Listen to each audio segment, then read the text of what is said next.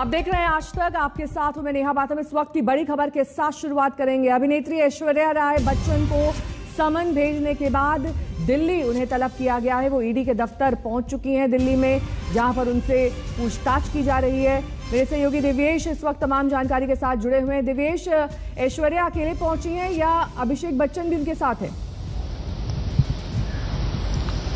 जी, अभी सूत्रों के मुताबिक यही पता चल रहा है कि ऐश्वर्या राय बच्चन जो है उनके साथ एक व्यक्ति और हैं।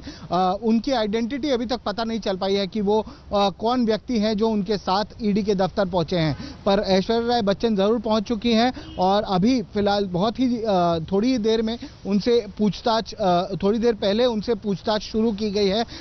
एमिक पार्टनर्स नामक जो कंपनी थी, जो कि 2005 में ब्रिटिश वर्जिन आइलैंड नामक एक जगह पर खोली गई थी, एक टैक्स हेवन है, वहां पर इस कंपनी का निर्माण किया गया था और उसी कंपनी में ऐश्वर्या राय बच्चन डायरेक्टर थी। उनके परिवार के लोग, उनके पिता, उनके भाई भी डायरेक्टर थे उस कंपनी में। उसके बाद कुछ साल के बाद बदलकर ऐश्वर्या राय को डायरेक्टर से शेयर होल्डर बनाया गया, जबकि 3 साल बाद इस कंपनी को बंद कर दिया गया और उसको एक क्लोजर उसमें दी गई। पर इस मामले का पता तब चला जब पनामा पेपर लीक 2016 में सामने आया। तब पता चला कि करीब 500 से ज्यादा ऐसे भारतीय जो लोग हैं, जो कि उद्योगपति हैं, फिल्म एक्टर्स हैं, सेलिब्रिटीज हैं, इन सारे लोगों ने इन टैक्स हेवंस में, ब्रिटिश वर्जिन आइलैंड्स और अन्य इलाकों में छोटी छोटी कंपनियां बनाकर रखी हुई थी। यहाँ पर पैसा स्टोर करके रखा हुआ था और ऐसा पता चलने के बाद सरकार ने एक टीम गठित की थी, एक एसआईटी गठित की थी, जिसमें ईडी के अफसर थे, इनकम टैक्स के अफसर थे और कुछ सेंट्रल एजेंसीज के अफसर इसमें शामिल हैं। और उसी इन्वेस्टिगेशन के दौरान इससे पहले भी ऐश्वर्या राय बच्चन को 2 बार नोटिस दी गई थी, 2 बार उन्हें समन किया गया था, पर उन्होंने एडजर्नमेंट मांगा था, समय मांगा था ईडी के सामने अपीयर होने के लिए। अब जाकर उन्हें तीसरी बार जब नोटिस दिया गया, ऐश्वर्या राय बच्चन अब ईडी के सामने पेश हुई। दिव्येश, इस वक्त मुनीश पांडे मेरे सहयोगी तमाम जानकारी के साथ फोन लाइन पर जुड़ गए। मुनीश, क्या जानकारी मिल रही है? इस वक्त पूछताछ चल रही है? जी देखिए, आपसे थोड़ी देर पहले ही ऐश्वर्या राय पहुंची हैं ईडी के दफ्तर में दिल्ली और यहां पर अब उनकी पूछताछ शुरू हो गई है। ये जो पूरी की पूरी पूछताछ है वो फेमा यानी कि फॉरेन एक्सचेंज मैनेजमेंट एक्ट के तहत होनी है। जो इस पूरे मामले में ऐश्वर्या राय बच्चन का क्या किरदार था, क्या जो 2005 में ब्रिटिश वर्जिन आइलैंड में कंपनी खोली गई थी $50,000 के शेयर कैपिटल पे, क्या वो कंपनी में पैसे ऐश्वर्या राय बच्चन के थे या नहीं थे, इन सारे सवालों के जवाब देने पड़ेंगे। जो हमें जानकारी मिली है उसके मुताबिक ऐश्वर्या राय बच्चन कुछ फाइनेंशियल डॉक्यूमेंट्स, अपने बैंक अकाउंट और बाकी जो पेपर्स हैं उनके साथ में यहाँ पर पहुंची हैं। ईडी के साथ साथ जो बाकी एजेंसीज के अधिकारी हैं वो भी वहां पर मौजूद रहेंगे और तब पूछताछ की जाएगी। एक लंबी पूछताछ आज हो सकती है।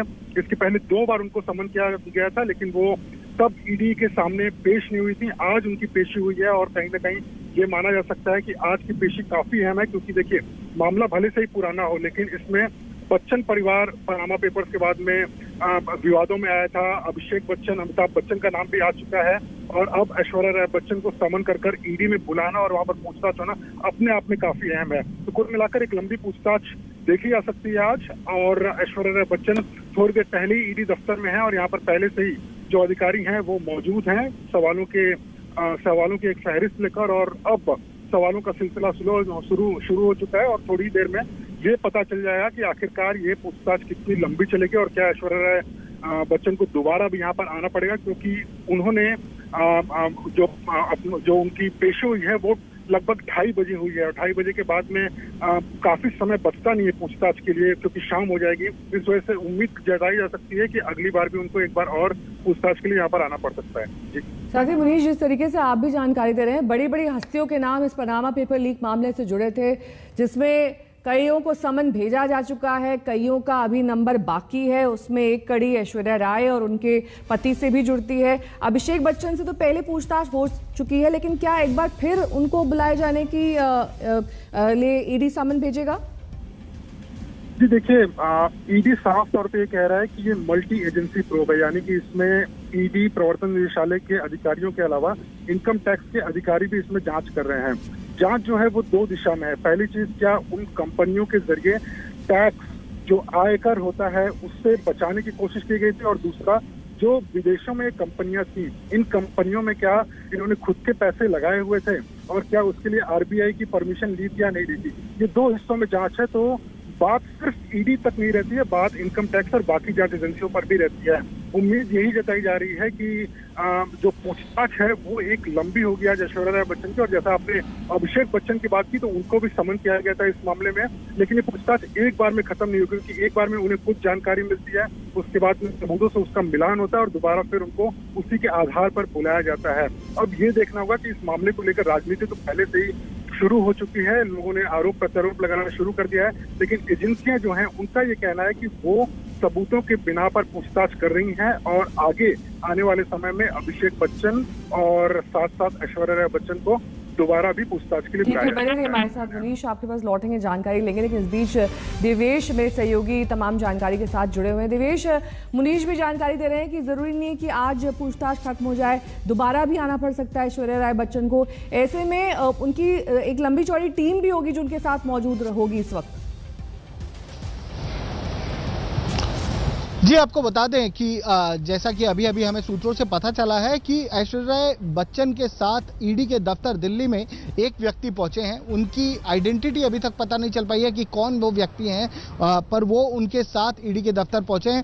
पर पूछताछ में ये बात जरूर अहम रहेगी कि पूछताछ ऐश्वर्या राय बच्चन से अकेले ही की जाएगी। उन्हें अकेले ही जो भी इन्वेस्टिगेटिंग ऑफिसर्स होंगे उनके सामने पेश होना होगा और उनसे सारे सवाल पूछे जाएंगे। जैसे कि मुनीश ने अभी अभी पॉइंट आउट किया था कि इसमें जो प्रोब है, ये जो इन्वेस्टिगेशन है, इसमें काफी सारे एंगल्स हैं इन्वेस्टिगेशन के।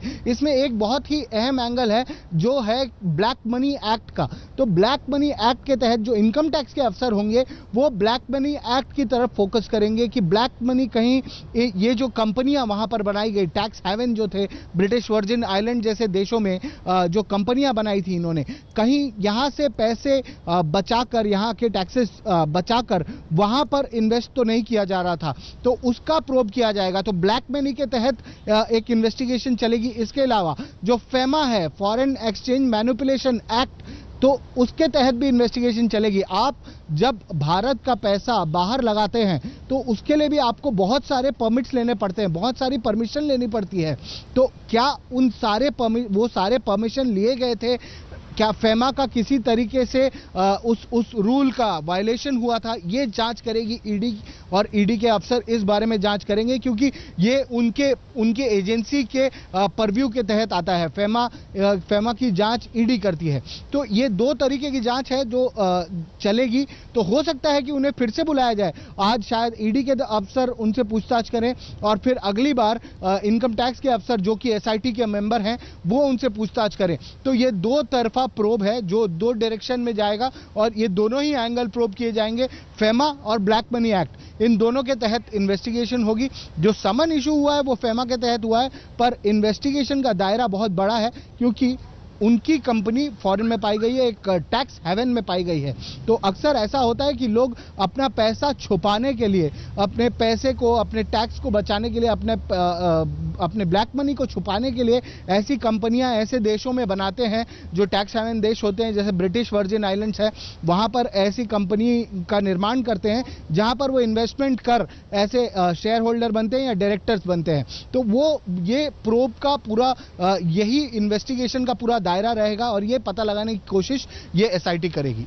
नेहा। बिल्कुल दिवेश, ये बेहद हाई प्रोफाइल मामला जिसमें कई बड़ी हस्तियों के नाम जुड़े थे, उसमें फिल्म स्टार्स भी थे, उसमें स्पोर्ट्स पर्सनालिटीज भी थी, लेकिन इसमें एक नाम अब ऐश्वर्या राय बच्चन का प्रमुख तौर पर इसलिए भी सामने आ रहा है क्योंकि आज वो ईडी के दफ्तर दिल्ली पहुंची हैं, यहां पर उनसे पूछताछ की जाएगी। और जाहिर तौर पर ये जरूरी नहीं कि आज ही ये पूछताछ खत्म हो जाए दिवेश, ये आगे भी जारी रह सकती है। और आप जैसा कि बता ही रहे थे कि ईडी का समन उन्हें पहले भी 2 बार जा चुका है, अगर आज वो पेश नहीं होती तो क्या कार्रवाई होती?